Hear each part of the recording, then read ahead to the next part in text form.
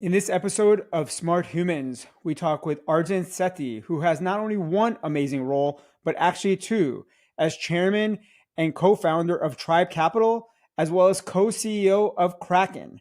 He talks to us about how he was all in with his own net worth into those assets and doesn't really diversify into the public markets.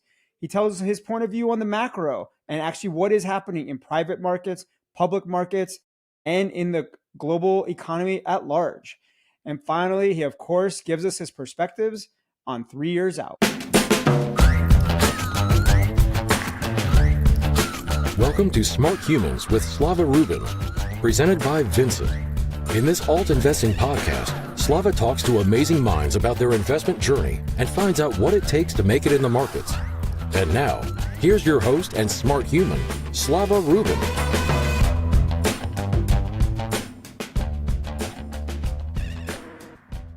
Hello, and welcome to the latest episode of Smart Humans. I am very excited for today's guest. We have somebody who's doing some super exciting stuff and in two worlds of alternative investments. So we have Arjun Sethi, who is the chairman and co-founder of Tribe Capital, as well as co-CEO of Kraken. Arjun, welcome. Thanks for having me. We're going to have to figure this all out. You have two huge jobs, so we'll get into that in just a second. But how did you even get into this world of alternative investments? Take us as far back as you'd like, whether it's childhood, high school, your first job. How did you get into this world? Yeah, I'd have to go a ways back. But first and foremost, I didn't start off as an investor. I started building probably since I was a little kid, but not companies, mostly products, tinkering around on stuff. So cars, woodshop classes. My dad was an investor and an operator. Very similar, but I just always got exposed to whatever he was doing, and a lot of them were not successful. I kind of watched people build in the garage, just had the California style dream. But when I say exposure, I was exposed to a lot of people in the industry. So, Steve Jobs, working from where he lived in Palo Alto, just seeing these people all the time while I was growing up here didn't seem like it was a big deal. Sorry, you saw Steve Jobs regularly? We lived nearby. He'd crashed at my uncle's house. This was like a part of growing up at the time where they weren't famous and they hadn't built anything. And he's one of many that we had met. I remember I was in one of my dad's offices and he was doing a presentation to Bill Gates really, really early. And it was just like, very similar to how we walk around here now with other entrepreneurs that have companies that are worth, $1 billion or 5 or 10, et cetera. And it's commonplace and it's normal. And I know that seems extreme, but at that time, the scale and size of these companies were much, much smaller. I'm talking about when I was, 7 years old. And what kind of investor was your father at the time? So he was also a builder to an investor, and he worked in venture capital for a bit. So going back to your question, I never started out as an investor. I started by building. So always drawn to systems. I didn't even go to school. I was just trying to build my own, computers, tried to sell computers. And so I always was thinking about, why do some product scales, others plateau? I used to think about, gaming because I used to play a lot of games. I used to set up my own servers. So really, really early on, actually, I used to ask and think, why do users stay loyal to one product or but abandon another? What are early signals of compounding behavior? I say the word compounding behavior now because it's more articulate, but at the time it was different, right? You started thinking about, wow, someone got these many page views and it's just so cool. There was a website called hamsterstyle.com way back in the day. I don't think a lot of people remember, but that used to be like my go-to to get an understanding of what the community was thinking about and what type of new codexes were out there that we could sort of use on top of websites. This is, way before like Ajax and HTML5. This is a long time ago. So my early years, I was just an operator. I worked with teams. I interned with teams. I would just walk around during the .com boom and just do anything I could to be a part of what was happening and learn. So like network operators, network engineers. I would just sit, listen, see what these guys were talking about, eat pizza with them, just because I had exposure. And so over time, after college, and I started getting new opportunities that I just jumped right into it, tried to build my own teams. Maybe I had the audacity or the hubris that I could do it too. starting writing product specs because I had been exposed to it. And then I wrote, about how to think about, LTVs, retention curves. This is maybe 2007, 2008 timeframe when like these, verbiages weren't used at all. And I would be thinking about this stuff, 2 a.m., 5 a.m. I wouldn't go to sleep. I would play video games in between for some sanity. And I think that experience has taught me something a little bit more fundamental. Is that honestly, I think like data doesn't lie, and a lot of the times stories do. So I was reading people's blog posts about how this company was working or this product was working. This was the beginning of venture capitalists starting to post blogs, and I would read what they wrote, and I would just think, wow, these guys are just full of shit. They're like rewriting history, and they don't understand like the nuances of what, like when you've lived through the grind of failing or the grind of scaling something from zero, I think you start to see markets very differently. You realize like the most important question is not necessarily how big is the market, but is there any sort of market pull? And is there proof of that pull? And can you quantify that? And I think I was just obsessed with that no matter what I was building. You could say it was to my detriment in some cases, because you could say, hey, well, you didn't have belief that something could happen.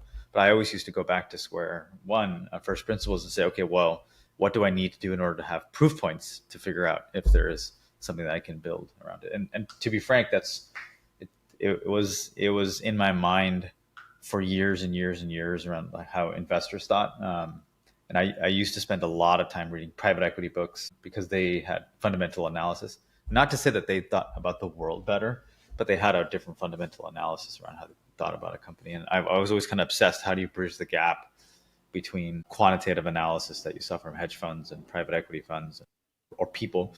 And then how do you take the operating and engineer prowess of what we're used to building a company, having a fast feedback loop and being able to test and iterate, and could you merge that? And I went around to every venture capitalist as I was building my companies to say, hey, this is how I build my companies. This is how I do mobile games, social games, gifts and quizzes. This is how I've, scaled to millions, if not now billions of, touch points. Couldn't we do this across companies and help them along the way or invest in them? Is there a way to quantify it? And so I would make these pitches. And I remember one investor, he just looked at me like I was crazy. And he's like, look, this is never going to happen. Venture's never going to change. And you'll never use data. Like you have to, look into the founder's eyes, when it's the real person. And then I came back with like, okay, then, well, why do you fail 95% of the time? It just didn't, for me, it didn't make sense. It didn't quantify. And so I always thought about these concepts of, okay, how do you reduce that loss ratio? How do you start identifying? And I think I eventually, capitulated, and I just kind of stopped thinking about it for years and years and years until I got a shot at it again and had my own capital to sort of invest in my friend's company and then start building around that thesis.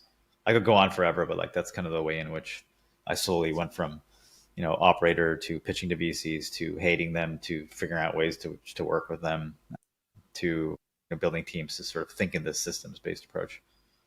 There's a lot to unpack there. Thank you. So you mentioned market pull versus TAM. I think a lot of people have heard TAM. What does market pull really mean, and how do you compare that versus TAM? So take a step back. Let's not think about TAM for a second.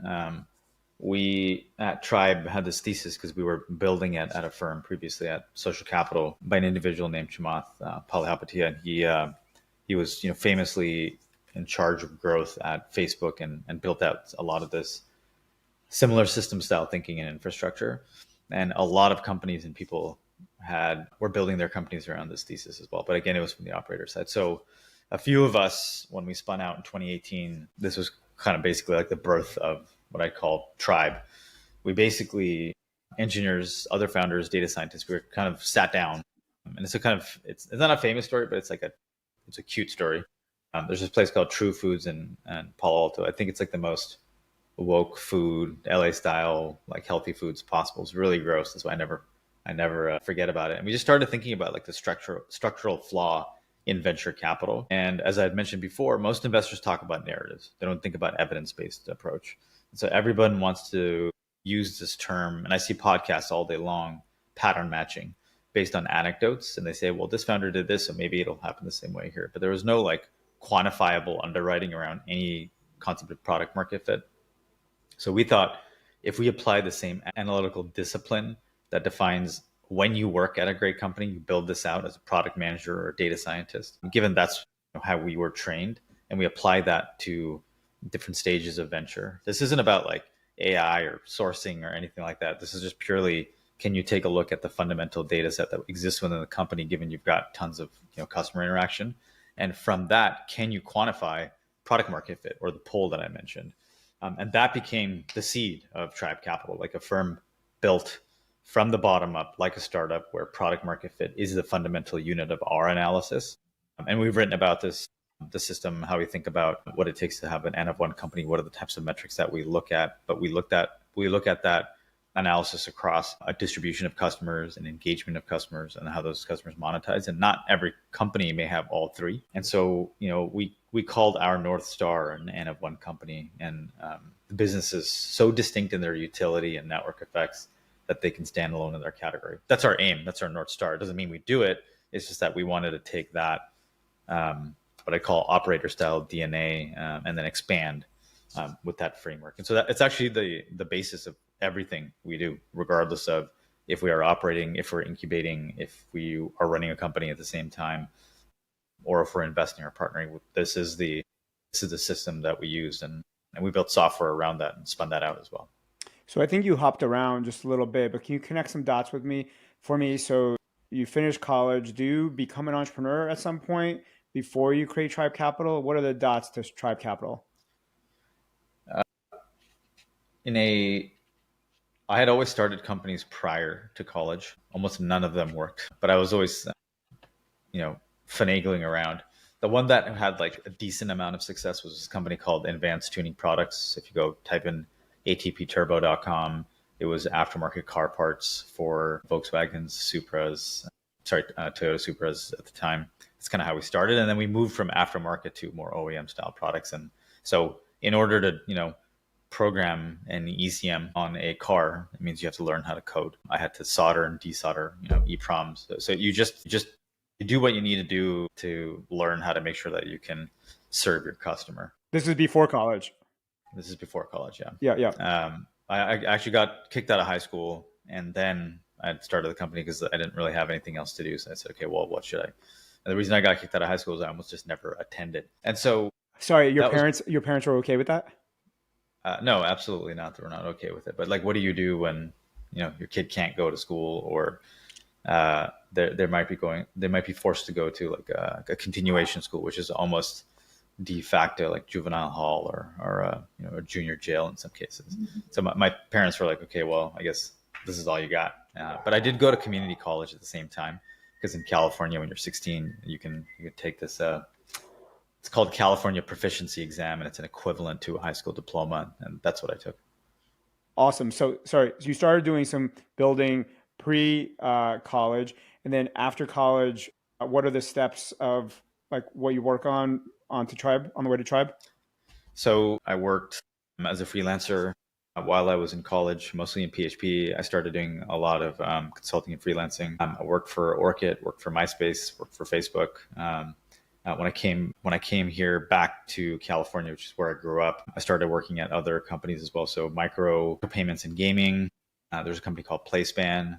I'm going really back in history. And then I started working for companies that were trying to make messaging products on J2ME and Brew. So I basically just hopped around from company to company. Along the way, I built a bunch of friendships and folks that were smart.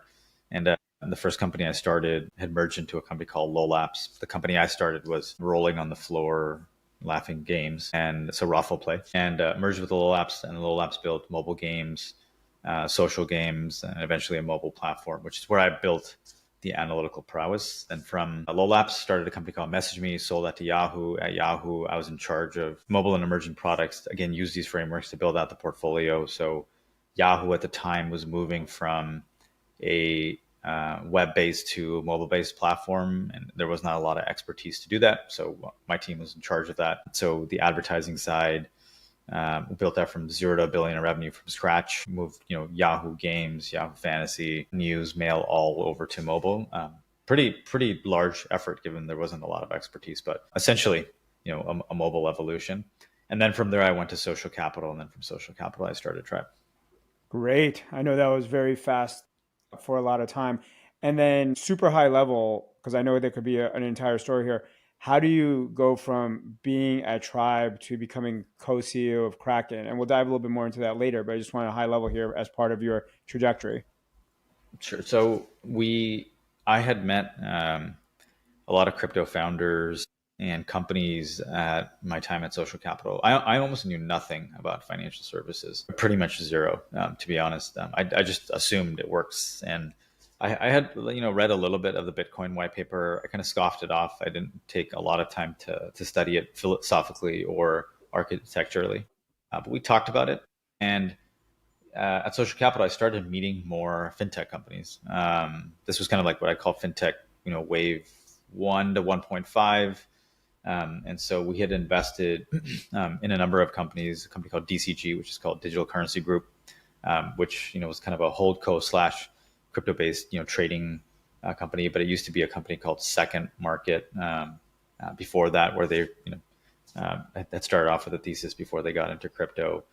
We'd also invested in Wealthfront. I had invested in Carta. I just started deep diving into financial services, insurance companies, et cetera.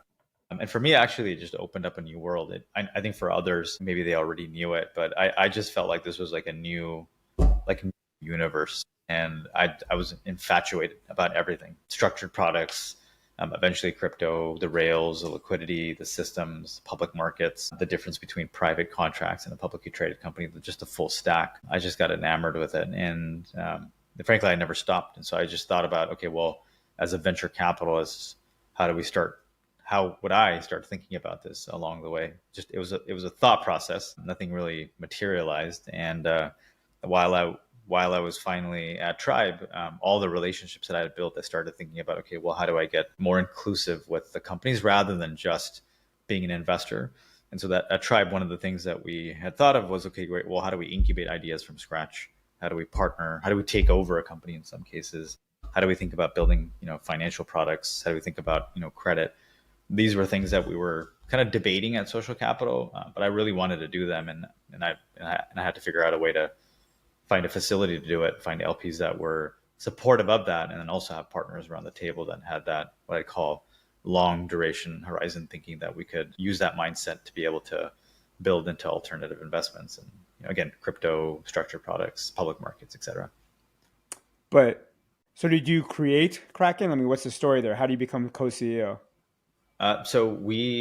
I became an independent board director with Jesse and Ton, who are the two co-founders, and same framework. Thought about product market fit, how to help them expand. And this again, sorry. This is at inception, or the company already exists? This is about 4 or 5 years after the company had existed, but I was a shareholder earlier. So it built a relationship, which is what you do in the Valley. You're kind of around. You may be friends, may not be friends. Your acquaintances. Everyone's got different experiences, and I, over time, just built more and more trust with the team and other folks in the industry. And while I was building my firm, while I was building other companies and incubating them, Jesse and Ton had asked that if I come in and spend more time with Kraken, which naturally led for me to be the co-CEO and run the company at the same time. It wasn't a 1 or 2 week process. I think it became a natural evolution as things happen in the crypto industry, and you're forced to spend time as well with the company, given regulatory pressures, and it's just diving deeper. But along the way, from individual investor, shareholder, to investing from Tribe, being on the board as an independent, and just continuing to double down at the company and spending more time even building in your crypto, it became much more natural for me to come in and step in and work much more closely with them. So from getting kicked out of high school to not only getting to invest a little bit, but actually creating an entire fund, and then happening to become co-CEO of a massive crypto company. It's a pretty good trajectory. So thanks for sharing all that. I'm going to change the page here for a second, which is, you are a smart investor. You invest other people's money, but we would love to know how you invest your money. So how do you invest your own net worth?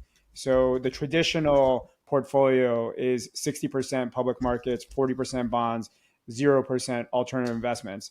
Obviously, that's probably not what you have. How would your three numbers add up to 100%? Sure. So my full net worth is in Tribe, Bitcoin, and Kraken. And Tribe's got a full portfolio of companies and products that we have. But I don't trade public equities. It's not to say that I don't know how to. It's just that like I spend so much time across all of these financial services and products that like there's one conflict to another where I just don't trade my own capital. Well, do you have like a retirement account in ETFs or something, or not even? No, no, not. Okay, so you're not in the public markets really. If our companies have gone public, regardless of whether they're in the US or India, I hold on to them and I have my Sure. own sort of framework for keeping it. Or my team has it if we're holding on to public equities at Tribe, or if a protocol has gone or listed on an exchange and those are freely tradable, then I also will hold on to those all the way up, in some cases all the way down, and then all the way back up. Incredible. And then how about bonds? I do not have any. Not a surprise. So would you say that you're like 100% alternative investments? Yeah, I'd say 99.99%. Of course, there's some real estate that I own, but that is a very, very small fraction of what I have. So outside of your primary real estate that you have for your own use, do you have any real estate? What percentage would you say real estate is an investment? That's why you're putting it into that asset class of So 100%. it's less than 1 to 2%. Everything is, at least today, everything is in Kraken and Tribe. That's primarily where my own capital has gone. My own compensation is my own carry incentives. I'm all into everything I work on. Nothing So else.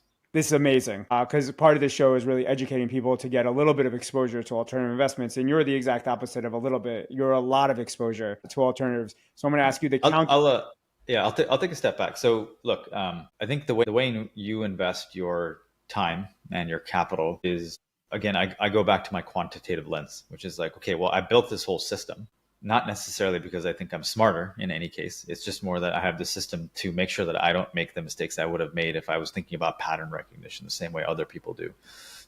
So through a quantitative lens with a full alignment between my personal capital and the firm's capital and then my time, I'm not passive.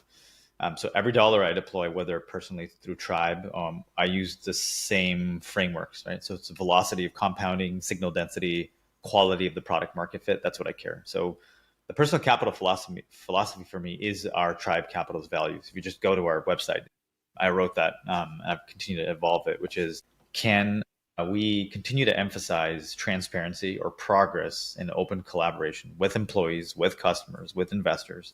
I am my own employee. I'm my own investor in some cases. And I want to be able to mirror that in how I manage my own personal capital through a disciplined, transparent approach. A lot of the times the LPs tell me, why do you think about this way? Why do you think about this way? And I say, look, at the end of the day, like, you can hear anything I say, but the reason I have a high conviction bet, or I'm very, very concentrated in this across any of our investment portfolio or our funds, and why I've also historically warehoused some investments through my own vehicles to just, get things up and running, is that, I'm putting my own skin in the game, regardless of what I have at any given time. If I've got no liquidity, I'll borrow, and I've done that too. So I do think you can treat liquidity as an optionality. You keep reserve allocations for asymmetric opportunities, just like I do with my own capital, where I say, okay, great, this is for something that might come in, often in like a crossover or secondary transaction, et cetera. But every dollar of DPI or liquidity I get in my own personal balance sheet, I dump right back into the companies and the time that I'm spending. And it's exactly what I would have done with Kraken. I've deployed my own capital into Kraken just because I'm spending time there, and I'm voting with my time and my capital. This is all fascinating for everybody. So how do you balance that with, and you kind of mentioned this a little bit already, but how do you balance having all these high risk investments, let's call it, or long term deployments with having any safer bets or liquidity needs? Look, in venture, you mean as an individual? Of course, as you, Arjun, and are Yeah. you? I don't know if you're married or single or whatever, but what responsibilities you have. But everybody as they're listening has to try to balance all that. Look, I think there's this term, right? Like, you like live within your means, and that's a very hard thing to do. And then there's the other one, which is, how do you validate from the inside out versus outside in? I think the the mistake I think people make is that There's a certain amount of capital that you have, and so then you'll spend, and so that becomes your standard. And by the way, companies run into this, governments run into this, which is I've got a certain amount of revenue stream, so I need to keep up my lifestyle for it. So there's a lot of terms that I use to kind of educate people, which is you prepare for the worst, you hope for the best, and so it just gives you the freedom and flexibility to do what you want. So even the real estate that I do own, it's very, very minimal because I don't want to be beholden to any sort of institution or infrastructure. I want to be able to use my own time, my own capital. I want to be free to move. I do have 2 kids. I used to be married, and I do what I can to make sure that the tools that are there for my family and friends are available. But that doesn't necessarily mean that you need this huge safety net, because I think in some cases the safety net in people's mind is the shackles around your body at the same time, and I think then it becomes hard for you to be able to do the things that you need to do. And so I would rather invest my own time and capital into companies or people that I work with than have a house. I'd rather, if need be, and I know this sounds extreme, like live in an apartment if I really needed to. Now I don't, because I don't need to. And so I've kept a regular structure, but I live in the same house I started with almost 10 plus years ago. I haven't really moved. I bought it at a time like an investment where I said, okay, if I'm going to spend my time and capital somewhere and I have a workflow and I want my workflow to be as efficient as possible, and if you were here right now, my computer is in the middle of the dining room. I've got a Zoom TV here. It probably looks ridiculous now that I'm looking at it, but this is how I live, and this is how I bring people here. And I like the ability to have entrepreneurs and companies come here and feel that I am grinding at the same velocity that they are, because I like to do it, not because I have to do it. And so that's the goal. Awesome. And thank you for sharing all that. You're a more unique person. So where are you keeping some of the minimal amount of safer dollars? Are you in USDC? Are you just in a bank account? Are you just knowing that you'll be able to trade out of some secondary position whenever you need? Are you going to take a loan against your assets because that's how you get some cash? If there is a need for some, where are you keeping your, let's call it cash reserves, whatever that is? And I have heard you already say 3 times that you don't try to keep too much of that. But where are you keeping any of your safer dollars, let's call it? Just so people listening can have an understanding of the options. Sure. I think it depends on what you define as safe, right? Which is like, what is your monthly burn? Like, what do you spend on? So the only monthly burn I really have is a small amount that I have to pay in, property taxes per year, with where I live. And, I co-bought it with my parents. I've been like helping them here and there. And then, my kids' school, education, food, et cetera. So the burn is extremely small, right? Like I cook at home. I travel when need be, but when I travel, it's on behalf of Tribe or Kraken, et cetera, et cetera. So I keep my burn as low as possible. I don't have a boat. I don't have a yacht. I don't have fancy cars. I got a Tesla Cybertruck. That's probably like the most extreme thing that I've done, but I've always loved cars. So if your burn is low, then, the safety net delta and definition becomes very different. And I just dedicate all my time and effort to what I work on. So there's not a moment that I'm not working on something that isn't Kraken related or Tribe related or portfolio related, 24 hours a day if need be, depending on the structure, right? And so, and I think that's really important. If you are working an alternative, or if you're working in something that's 24/7, like crypto, so venture, crypto, SPVs, co-investments, SMAs that we do, late stage private, structured liquidity, secondary stakes. This is a lot of work. And you have people around all the time. And so portfolio risk management, this is why I put everything into what I do, because I am actively managing my capital as well as other people's capital all the time. And so you could say maybe we've got a 10% liquidity management reserve used tactically for other opportunistic entries, but that capital is reserved to invest, not to save. Perfect. What do you think about gold? Just not too dissimilar to BTC. It's a store of value. People use it, and I've generally been a fan.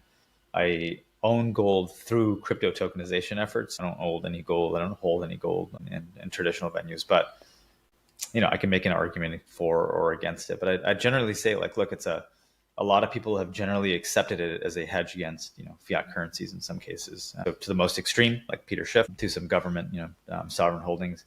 I'm forgetting how much we hold, but I still think that the US is like one of the top 5 holders of gold, Yeah. obviously. And so even here in the United States, we still have an approach where it is a store of value and it's valuable in the way in which we think about our own economy.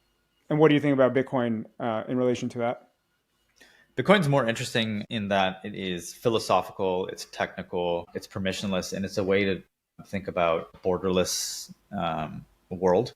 And I think when you use that construct to why the whole ecosystem of crypto has started, I think that becomes more important than the way in which people just like attribute our BTC gold equivalent. It's more about what this does for people worldwide and what the type of rails and liquidity Bitcoin also is a network. And so you can build off of it and you can start thinking about, sending and receiving of capital, store of value, yield generation products, et cetera, off of something that everyone trusts. For the overall crypto industry, Bitcoin has been the first sort of trusted asset. And so regardless if you think of it as a store of value today versus what it could be in the future, I believe it is here to stay. And I believe it's changed the world and it's going to continue to do so, which is why we spend so much time building, supporting protocols that enable that.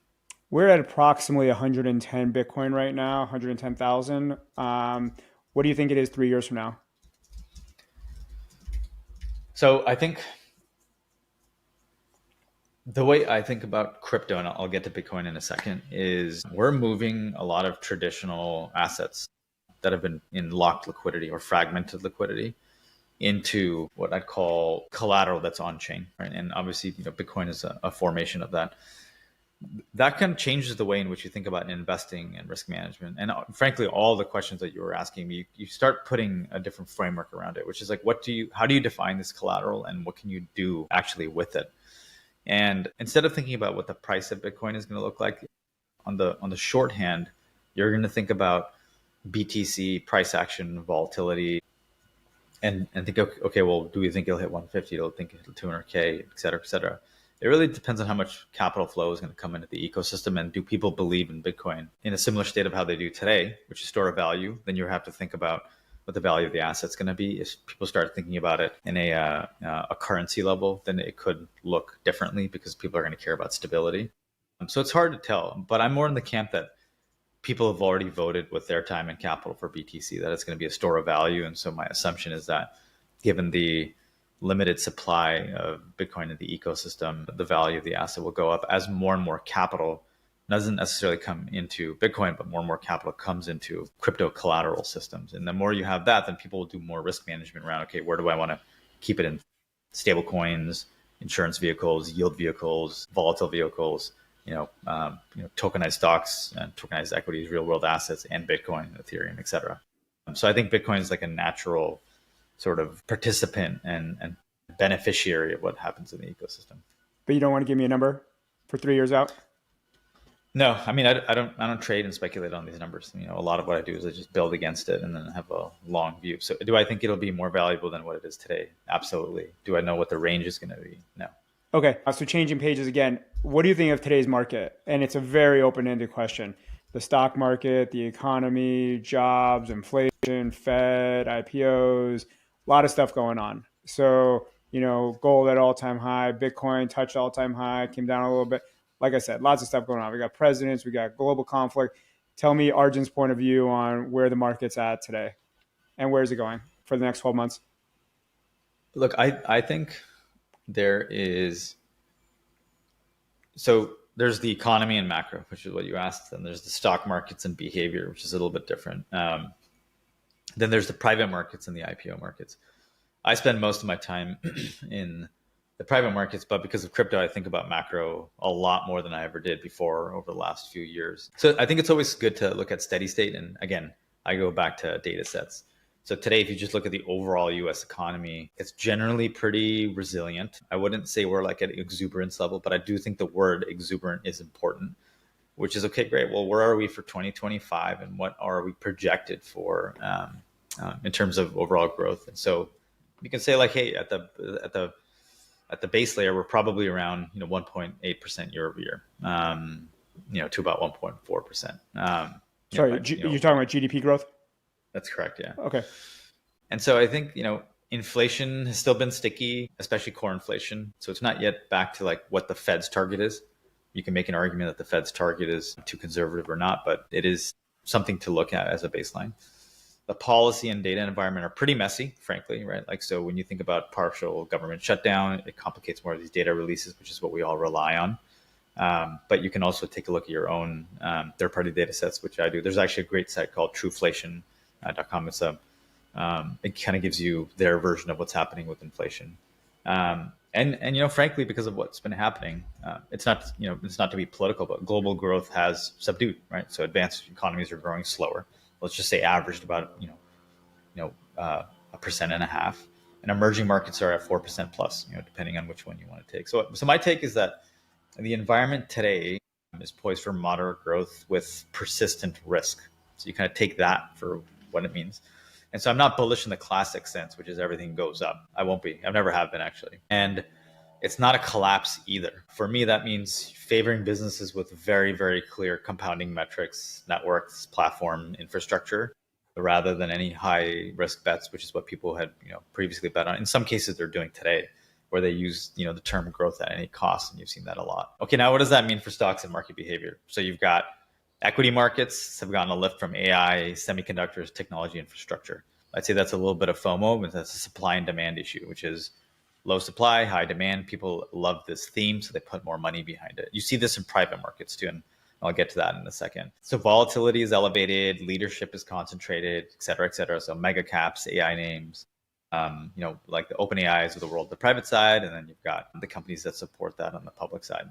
So I do think when you have this, you generally have what I call a rotation risk. So if inflation surprises upward or growth disappoints, by the way, the reason I say this is we talk about this actually in our venture team, which is ironic. Every Monday, we go through this, we look at the data sets because it actually affects our companies at early, mid, and late stage where we've deployed, $5 million all the way to 500 million in some cases where we've doubled, tripled down on companies because they're getting, closer and closer to public style company behavior, given when they're at 500 million revenue, $1 billion, $2 billion, or $3 billion revenue, which some of our companies have gotten to.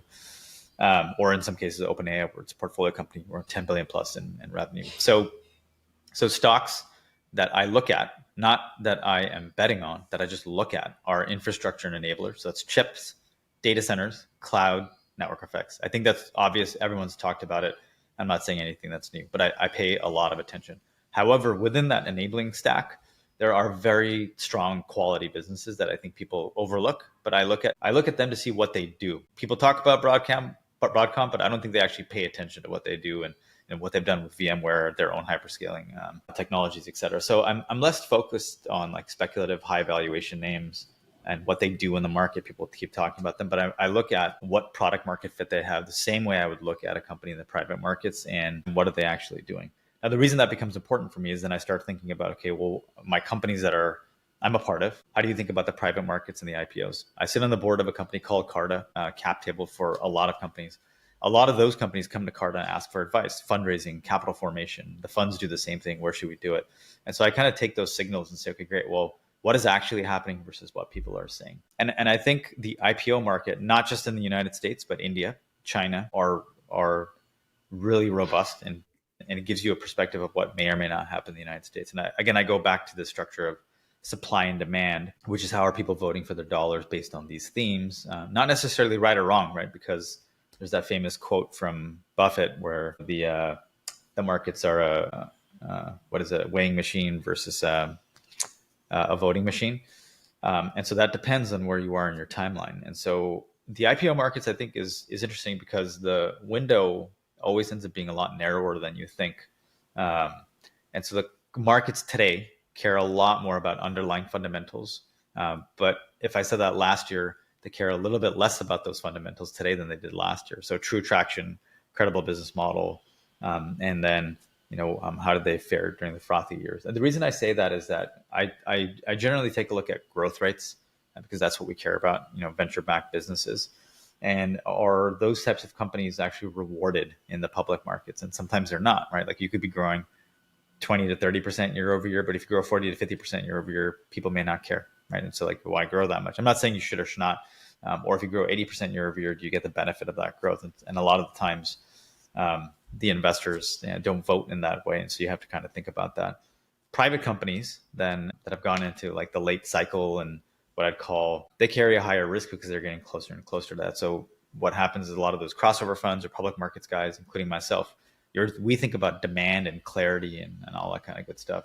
By the way, I could go on forever, but the way to think about it is my own personal capital and at Tribe is today we have been more overweight in the private markets infrastructure, compounding systems and platforms. And so, for example, like OpenAI or XAI, we think of that as infrastructure. And so I'm underweight on momentum plays, very, very underweight. In some cases, we have not invested in any companies that are, What are you calling a momentum play as examples? So it's like, AI for doctors, AI for lawyers, AI for something else. I just think about what's the underlying infrastructure or supply chain that's going to enable the next level. And so what generally happens is people think the next level is here today. Think of pets.com, style companies, or you had the... Sorry, would you be shorter than what the people are calling the wrapper companies, the Cursors, the Replits, et cetera? I think of Replit and Cursors as infrastructure. Oh, you do? Okay, I think of, that's fine. I think of healthcare, financial services, accounting, lawyers that are going to be automated as not infrastructure. I think of them as wrappers today. So you didn't say the names. You didn't say the names, but I'm going to call out a couple names, and you just say yes or no. So are you referring to like Harvey or like a Bridge, like Harvey in legal or a Bridge in healthcare? So you're like less interested in those types of companies? I think some of those companies have a little bit more fundamental, not AI, but like vertically integrated software stacks. So it's a little bit different. But there are companies that create a lot of wrappers or service-oriented companies where they haven't really changed their fundamental unit economics and they don't really have what I'd say deep engagement with their customers, but they've got some sort of AI wrapper. And those are the types of companies where I think you get into FOMO and you think it's exciting because you get a little bit of traction, but it, tactically, they're not, pure, what I call fundamental businesses or businesses that can be created off of their distribution or off of their engagement because they don't really have any. So I want to do a quick lightning round with you. I'm just going to say a couple of the metrics that we all are looking out for, and I want to hear your point of view on it. And this is not investment advice, and I just want to hear your thoughts. So recession or not, 12 months from now? No. Inflation is flat, up, or down 12 months from now?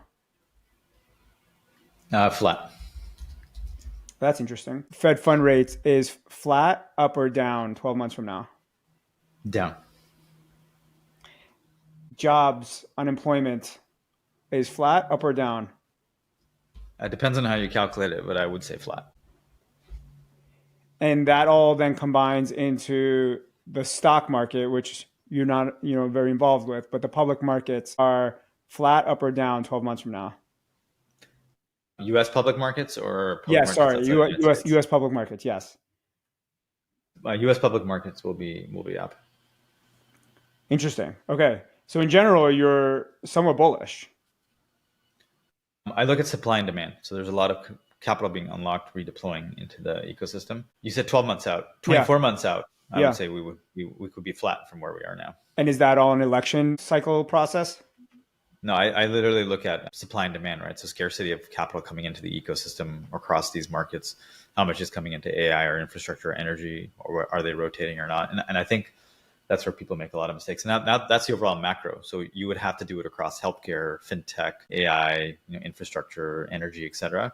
And some of these will go up while the other ones go down. And I pay more attention to the subsectors. So I think we could do a 6-hour podcast, but I don't think you signed up for that. That's not typically our format. So really quickly, can you tell us what Tribe does? And just so the listeners, everybody understands. Tribe Capital. Sure. So Tribe Capital at a high level is we're a quant-based firm that was born out of building a lot of these quant-based systems for Facebook, for Airbnb, et cetera, to scale them at a pretty high velocity. We took those learnings and that infrastructure and frameworks. We built our own software system to quantify private markets, so across early, mid, and late stage companies. And then we invest across those stages. And in some cases, we will incubate and start companies from scratch as well. So myself and my partners, we wear a lot of dual hats. So I've started companies, banking and financial services. One of the largest ones is a company called Capital. So we started it from scratch. I'm a co-founder there. We do the same thing in biopharma and in crypto protocols where we wrote the white papers and we get those up and running. And then I spend my time today as chairman and co-founder of Tribe Capital, sort of overseeing aspects of venture. And then I run Kraken, which is a global crypto exchange across the world.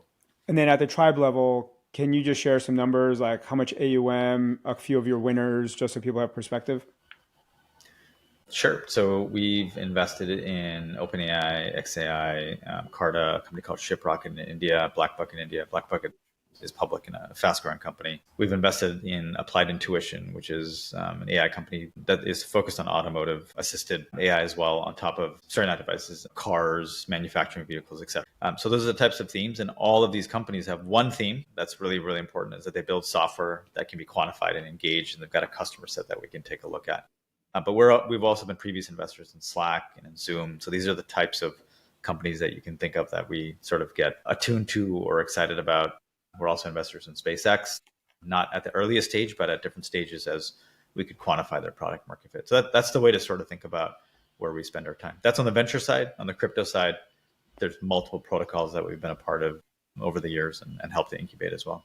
Incredible. And then you've mentioned Kraken now several times, but again, for the listeners, if not everybody knows what Kraken is, can you just share what is Kraken doing and just give some perspective on scale?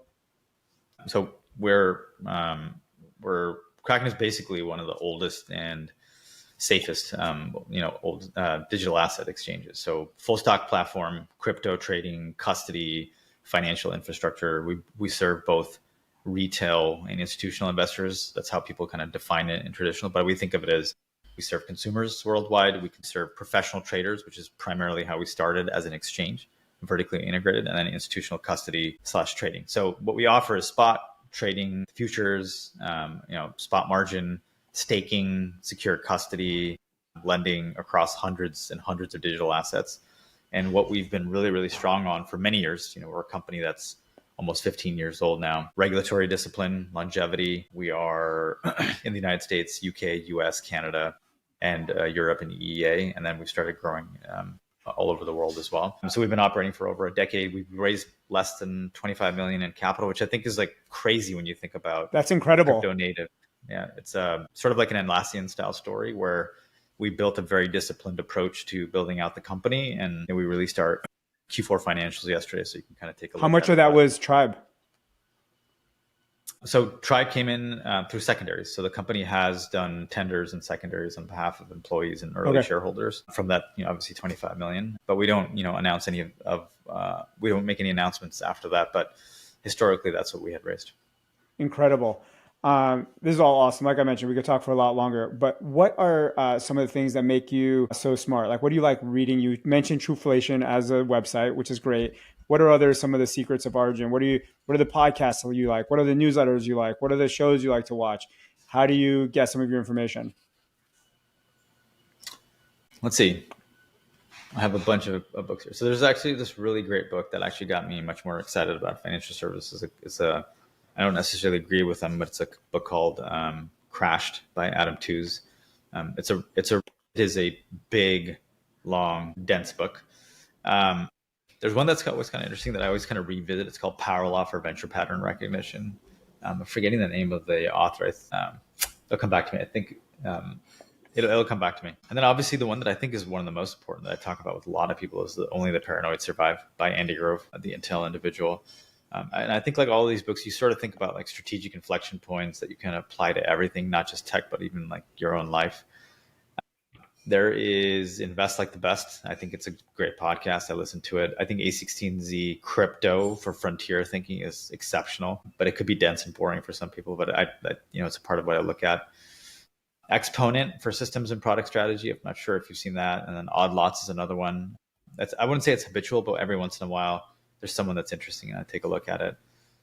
Look, I don't think I'm smarter than most people out there. I think that I just spend a lot of time thinking about synthesizing. There is a great book, and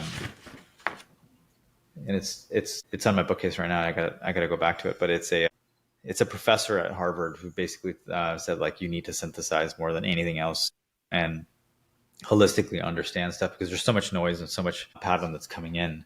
And it's like how do you get into a more signal dense environment that compounds rather than continuing to read all the noise. So sometimes you got to just take time, step away. I've got sometimes an hour or two just locked where I'm reading a deep technical paper. It could be a bio paper. I read a lot of our founder updates. In fact, when a founder takes the time for any of our companies to write something that's like, 9 pages, you should read it all, not just once, not just twice, but like again and again and again. And obviously we do our own quantitative data. So the things that I read every single day are our quantitative reports. We have about 15,000 reports per year. I read every single one of them. I print it out and I put it down on my desk, and I'm a little bit more old school that way. And I'll take notes and just try to understand, what am I looking at? What does this company do outside of their deck, outside of their pitch? And so it's just a lot of learning that's happening, what I call bottoms up again. And so then when you're reading thesis, when you're reading theory, and you're reading, the news, and you've got a framework around how to think about the world, I think it just gives you a little bit more insight around where you want to spend your time. So like I said, I don't think it makes us smarter in any capacity. I don't think we're smart. I just think that the access to how we synthesize our data gives us the ability to have sort of asymmetric information around what the world may do. And then we can, again, spend our time and capital in that direction. So I don't think it's about chasing information. It's more about how do I continually sustain and get access to what I call durable insight. And that's where you can compound your knowledge and as an outcome, your capital. Awesome. So the final segment is we always put people on the spot, which is we ask them for 2 picks, one in the U.S. public markets and one in the non-U.S. public markets, meaning any other alternative, private, et cetera, et cetera. So what will be your 2 picks and why? Start in either order. So I'm in crypto, and I really urge folks to read the Bitcoin white paper. Again, philosophically and technically, just type it in by Satoshi and just read it again. And then I would say read the Bill of Rights, what the country of the United States was founded upon. And I think it's really important to sort of think about that. And so I choose to invest in BTC, not because I think it is necessarily something that's always going to continue to go up, but I think it's a vote for what I care about. And so I know that's not the answer of like the pick, but I just think like that's the single most important asset of my lifetime. And I have to own as much of it as possible and store and save my money in some cases over a period of time into that asset. The second one that I spend a lot of time thinking about, and I had mentioned about it before, I wouldn't necessarily say it's a pick, but obviously a lot of people talk about NVIDIA, but I think there's a lot of great parallels to this company called Broadcom. It's across the board and spectrum of what they do in terms of chipsets, software products, and now even on the hyperscaler side. And they are just a business that continues to compound. So I'm just really impressed with what they do. I wouldn't necessarily call them picks. It's just these are 2 assets that I think about on a daily basis. At least today, if you ask me next year, I think BTC will still be there, but I'm not sure Broadcom will be. Sorry, you're not sure if Broadcom will still be the choice that you want to talk about a year from now, you're saying? Yeah, given the frameworks around how I think about the world, something might change. But this is the one that you choose today for 3 years out. All good. I'm glad that you played. It's always interesting. But Arjun, we covered a whole lot of ground, starting from the fact that I had no idea that you dropped out of high school. Well, actually got kicked out of high school. But before even then, it was normal for you to be walking around with your really cool dad. And Steve Jobs was actually somebody that you might see. You right away were a tinkerer from 7-year-olds old or more, whether it's building your computer, whether it's going on to hamster style to check out what was cool. You right away started believing that the data doesn't lie, kind of like the ball doesn't lie on the hoops court.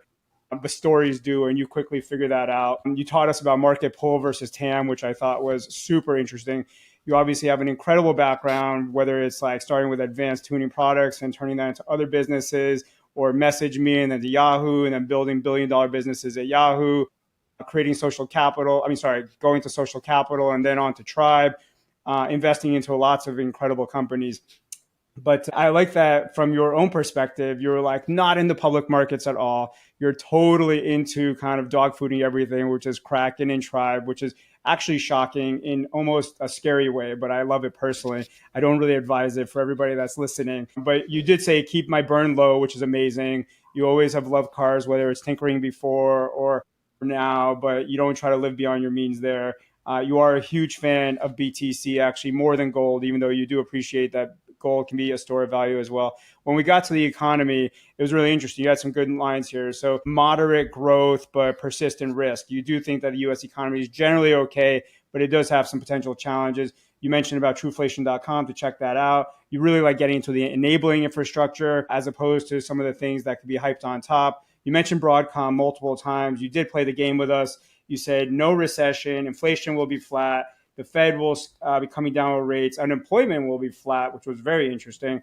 And yet our public markets, all of that will compound into the U.S. public markets going up, which is quite good. I mean, like I said, we could have spent hours talking about Tribe or Kraken separately, but we only talked about it for minutes.